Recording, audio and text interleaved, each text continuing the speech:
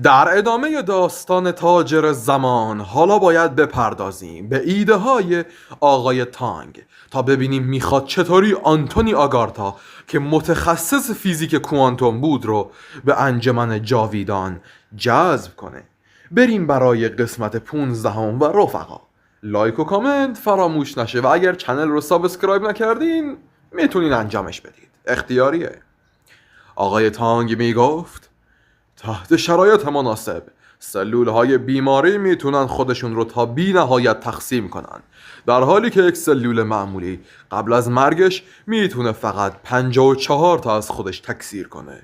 داخل این کریستالی که ساختم یه کوچولو سلول سرطانی گذاشته شده. مطمئنم میدونی با این چی کار کنی رئیس لی، مگه نه؟ لی با گرفتن و دست زدن به اون کریستال شتاب زمانیشو 5 برابر کرد و آقای تانگ بیشتر شوکه شده بود از قدرتی که لی داره. ولی طبقه ضرب المثل قدیمی گفت این یه چیز عالیه. حالا اجازه بده که این گل رو پیشکش بودا کنم. مدتی بعد در امارت انجمن جاویدان یانتان یا تانیان به بقیه گفت خیلی خوب نوبت منه و کارتهایی رو روی میز گذاشت و با خوشحالی فریاد میزد بازم من برنده شدم، دوباره من بردم. شماها واقعا حریفای ضعیفی هستین، بیاید یه برچسب دیگه به صورتتون بزنم دوباره. و اینطور که معلومه پنگ و رابرت انقدر باخته بودن که صورتشون پر از این برچسبا بود و به رابرت میگفت کل هویجی احمق، این ایده تو بودا. در همون موقع صدای گوشی اومد که زنگ میخورد. اعضا کنجکاو شدن. بعد از اینکه رابرت رفت پشت گوشی میگفت این رئیسه، یه مأموریت فرستاده. یانتان هم تعجب کرده بود. عجیبه، آقای لی معمولاً به ما مأموریت رو شخصاً میداد، اما الان توی اپلیکیشن منتشر کرده. واقعا چه خبره؟ در یهویی باز شد و لی اومد داخل و گفت سلام علیک، من سیستم بازیابی کارمندها رو آپدیت کردم. برای این مأموریت فقط باید به خودتون متکی باشید برابچ. هیچ کس هیچ ایده نداشت که لی راجب چی صحبت میکنه، راجب کدوم مأموریت صحبت میکنه. ولی حین اینکه قدم میزد به صحبت ادامه میداد چند تا چیز هست که باید شخصا بهش رسیدگی کنم و خودم نمیتونم متاسفانه به آمریکا بیام و آنتونی آگارتا رو دعوت کنم. مأموریت شماها اینه که کاری کنید فیزیکدان معروف باور کنه که میتونه توی انجمن ما طولانی تر زندگی کنه با استفاده از این کریستالی که توی دستمه. هیچ کس نمیدونست اون کریستال چیه، اما تایید میکردن. در ادامه لی گفت رابرت، به عنوان پاداش برای مأموریت قبلی چه چیزی میخوای؟ رابرت هم فکر میکرد و جواب میداد یه سری پول میخوام که سخت افزار جدید بخرم و یه ابر کامپیوتر ابتدایی سرهم کنه. لی هم میگفت ابر کامپیوتر چیز الکی نیست بچه جون، چقدر نیاز داری پسر؟ رابرت هم با استرس جواب میداد 3 میلیون یوان، شایدم 5 میلیون یوان نیاز دارم. لی هم لبخند میزد شوخی کردم، رقمش مهم نیست، یه 10 میلیون یوان بهت میدم، خودت هر کاری عشقت کشید باش بکن، تلاش کن یه چیز با کیفیت تر بسازی. رابرت ذوق کرد و لی به صحبت ادامه میداد توی این سفر میتونی بری و از همون آمریکا قطعاتی که میخوای رو پیدا کنی. تا جایی که میدونم بعضی از قطعاتش رو باید بخری و سفارشی نیست. رابرت هم یهویی ترسید و استرس گرفتش. نه آمو، من دوست ندارم برم بین مردم، دلم میخواد توی خونه بمونم. بذار خانم یانتان بره، عین این که میره مأموریت برامانم قطعات بگیره. تازه اون میتونه آمریکا بره چون مدرک زبان فوق پیشرفته انگلیسی داره. خانم یانتان هم لبخند میزد. مشکلی نیست اگر این مأموریت رو بخوام من انجام بدم.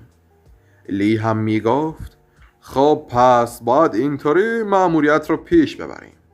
اما سفر کردن یه دختر مثل یانتان به یه جای ناآشنا و یه کشور غریبه واقعا خوب نیست. من نمیتونم امنیت تو رو داخل امریکا تضمین کنم، پس به نظرم که... ولی نگاهی به پنگ انداخت. پنگ هم در جا زد زیرش و گفت نه رئیس، من هیچ دختری رو تا حالا سفر نبردم. من رو حتی اگر کتک بزنید و بدترین شکنجام انجام بدید نمیتونم یانتان رو ببرم امریکا. لی هم لبخند میزد. رهبری این مأموریت با خود یانتان مرد حسابی. تو فقط کافیه بری و همراهیش کنی، که این یعنی باید به دستوراتش هم گوش بدی. یانتان هم به پنگ چشمک میزد و پنگ هم با خودش میگفت رابرت حروم زاده موزی، اگر تو میرفتی بهتر میشد، لعنت بهت موهویجی. و مدتی بعد دیگه وقت بدرقه پنگ و یانتان بود که تا آمریکا برن. فقط هم لی میگفت که اون کریستال رو به آنتونی آگارتا بدن و خودش دیگه میدونه چی کار کنه. پنگ و یانتان اطاعت میکردن و لی بهشون گفت توی این مأموریت روی شما دوتا حساب میکنم بچه ها. من منتظر بازگشت پیروزمندانه شما از این مأموریت هستم و خواهم بود. در همون موقع در امارات انجمن جاویدان زکسیر مدارکی رو آورد که مربوط به آخرین فعالیت‌های خاندان چن بودش و میگفت اونا اولین کاری که انجام دادن سعی کردن راجع به انجمن ما تحقیق بکنن. لی هم اون کاغذها رو گرفت به دست و گفت 2 برادر از خانواده چن مردای باهوشی هستن. اونا جلوی اخبار رو گرفتن و مخفیانه به پایتخت اومدن. تازه نه تنها اومدن پایتخت، بلکه کلی کار هم راه انداختن و دشمنهاشون رو زمین گیر کردن. زکسیر هم گفت قربان بهتر نیست یه هشدار براشون بفرستم؟ لی هم جواب میداد نیازی نیست، بیا یه مدت اونا رو تحت نظر بگیریم تا زمانی که پاشون رو از گلیمشون درازتر نکردن بهشون رحم میکنیم.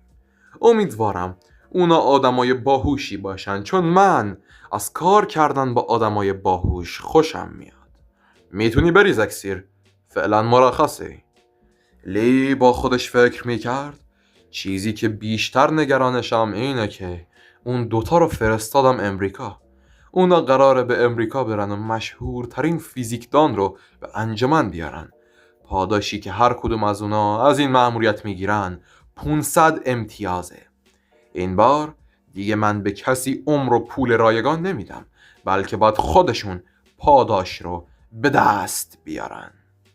در همون موقع در بیمارستانی که آنتونی آگارتا بستری بود، رابرت پشت تلفن بود. به یانتان و پنگ میگفت پروفسور آنتونی در حال حاضر داخل اتاق 205 بستریه.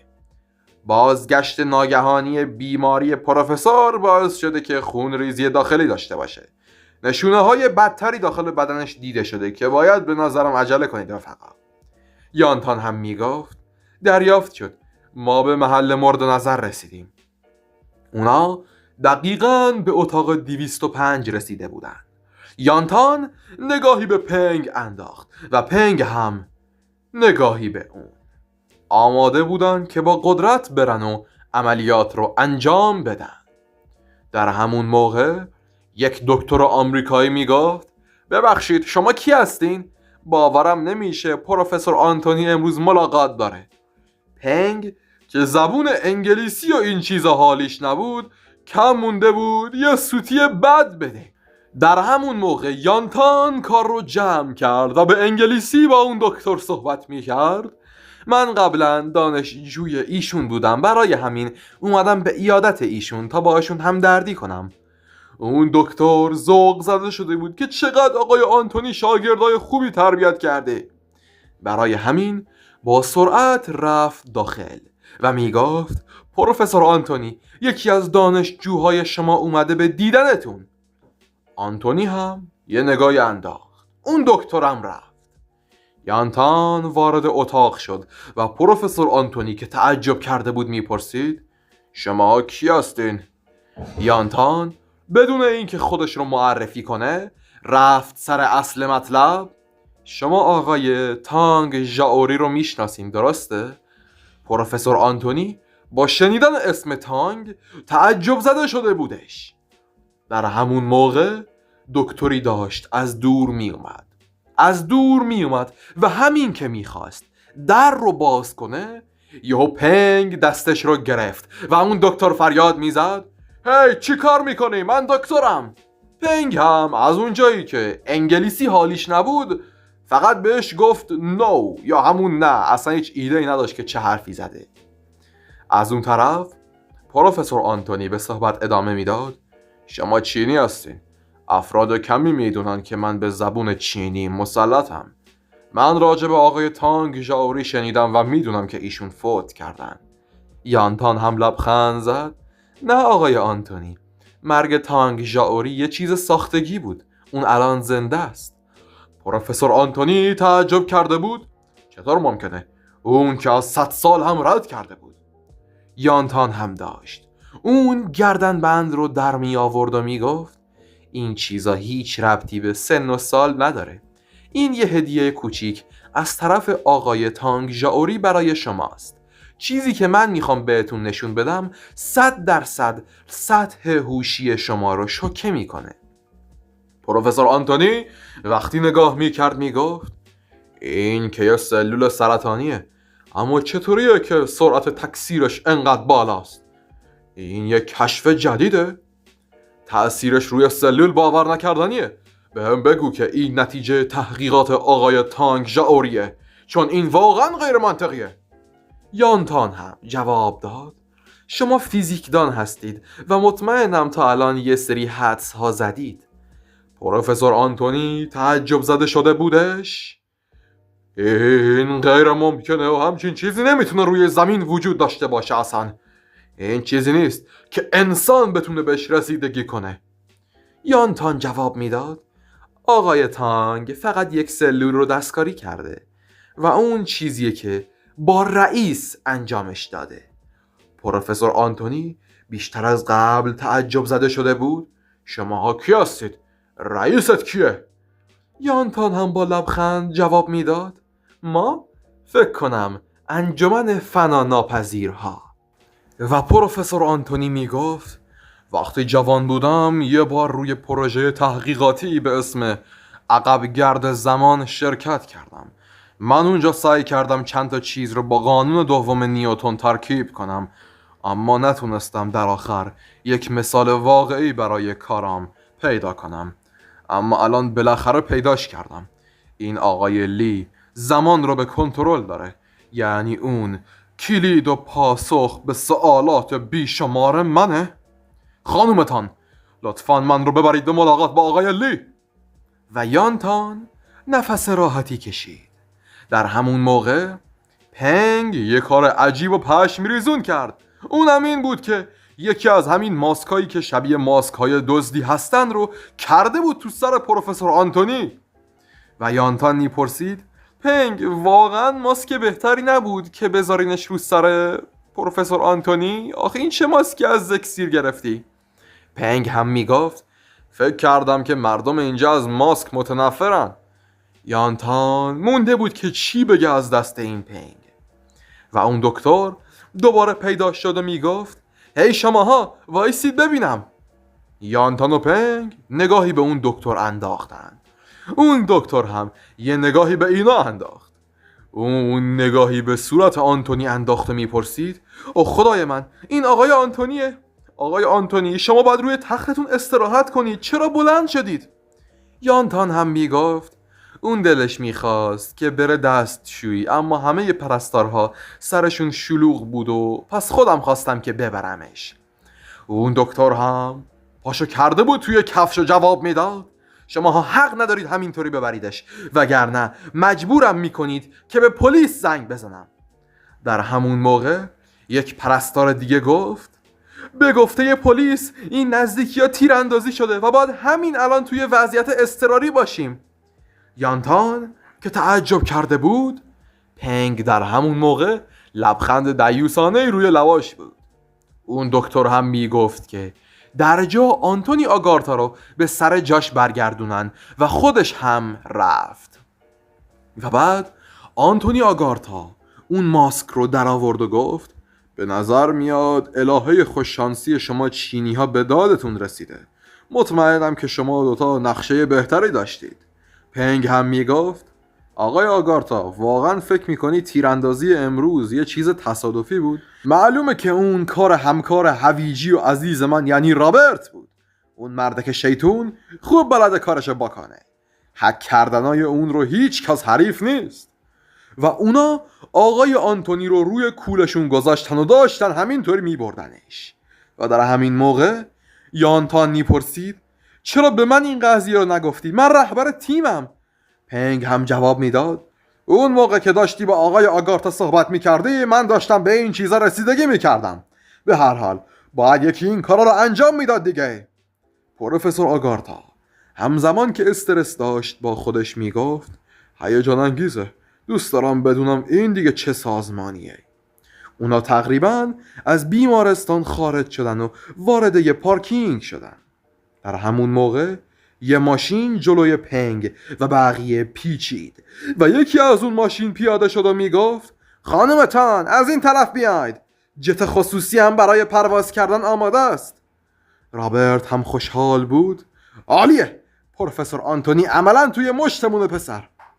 لی هم گفت احتیاط کن رابرت. نذار کسی اونا رو تعقیب کنه وگرنه براشون بد میشه. رابرت هم گفت نگران نباش رئیس، به من اعتماد کن.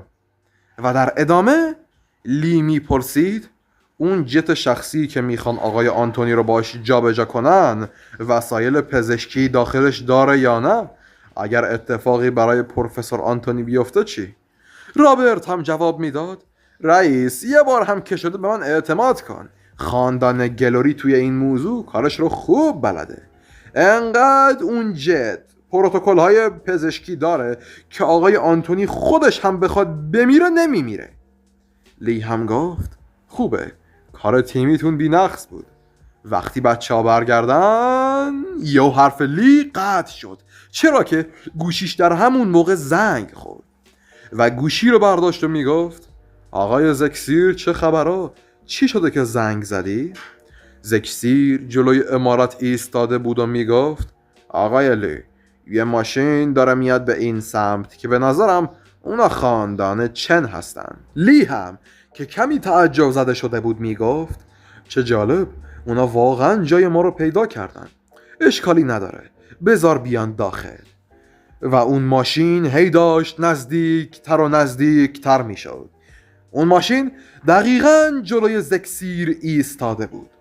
یون که رئیس خاندان چن بود همراه با برادرش از ماشین پیاده شد. زکسیر هم خیلی جدی بهشون نگاه میکرد و یون میگفت اومدیم به خاطر کمکی که آقای لی کرد براش جبران کنیم. زکسیر هم جواب میداد انگار شماها توی پیدا کردن لوکیشن بقیه واقعا ماهر هستین. آقای لی اون بالا منتظر شماست، اما قبلش اون اراذلا باشی که اونجان حق ندارن بیان داخل. ردیفه؟ و حالا در ادامه داستان تاجر زمان باید ببینیم که چه سرنوشتی در انتظار لی هست و میخواد که با خاندان چن چیکار کنه. و رفقا از این به بعد تا زمانی که داستان تاجر زمان تموم بشه همینطوری بکوب براتون ویدیوشو میذارم. یعنی روزی ممکنه 3 تا 4 تا 2 تا هر چقدر به دستم برسه براتون بذارم. فعلا خدا حافظتون.